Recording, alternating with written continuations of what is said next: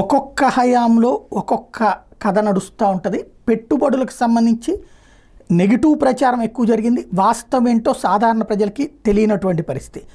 ఇప్పుడు ఓవరాల్గా చూసుకుంటే ప్రస్తుతం 2019-24 మధ్య రాష్ట్రంలోకి వచ్చిన పెట్టుబడులు 7,371 కోట్లు విదేశీ పెట్టుబడులు. ఇది మొత్తం కాదు, ఉట్టి విదేశీ పెట్టుబడులే 7,371 కోట్లు వచ్చినాయి అన్నటువంటి విషయాన్ని తాజాగా DPIIT ఏదైతే కేంద్ర ప్రభుత్వానికి సంబంధించినటువంటి department for promotion of industry and internal trade DPIIT విడుదల చేసిన తాజా గణాంకాలు చెప్తున్నాయి.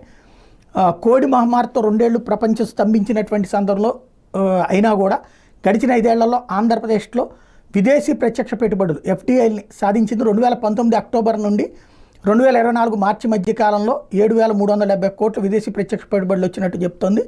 ఈ 5 ఏళ్లలో విదేశాలకు చెందిన పలు అంతర్జాతీయ కంపెనీలు